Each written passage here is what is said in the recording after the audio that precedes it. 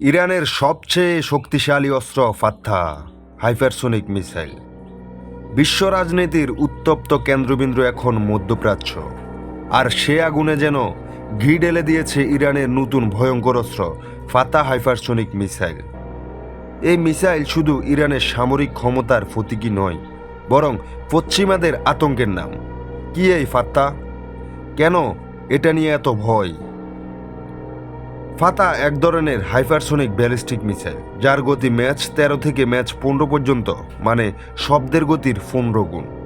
এই মিসাইলকে লক্ষ্যভ্রষ্ট করা প্রায় অসম্ভব, কারণ এটা শুধু গতি দিয়ে আক্রমণ করে না, এর রয়েছে ম্যানুভারিং ক্যাপাবিলিটি, মানে মাঝপথেই দিক বদল করতে সক্ষম, যা বিশ্বের প্রায় সব এয়ার ডিফেন্স সিস্টেমের জন্য দুঃস্বপ্ন।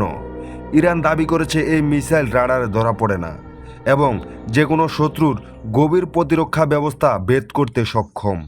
বিশেষজ্ঞদের মতে ইসরায়েলের আয়রন ডোন হোক বা আমেরিকার প্যাট্রিয়ট সিস্টেম, ফাতা এর মতো হাইপারসোনিক অস্ত্রের বিরুদ্ধে এরা কার্যত অকার্যকর। ইরান এ পর্যন্ত দুটি ভার্সন প্রকাশ করেছে। নাম্বার 1, ফাতা 1, ম্যাচ 13 গতি এবং 1400 কিলোমিটার রেঞ্জ। নাম্বার 2, ফাতা 2, ম্যাচ 15 গতি এবং 1800 কিলোমিটার রেঞ্জ সহ উন্নত গাইডেন্স সিস্টেম।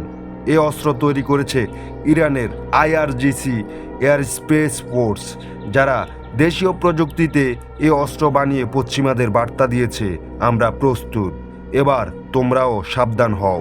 এটি কেবল একটি মিসাইল নয়, এটি ইরানের প্রতিরোধ এবং প্রতিশোধ নীতির বাস্তব রূপ। বিশ্বযুদ্ধ কি তাহলে দূরে নয়, নাকি ফাতা কেবল শুরু?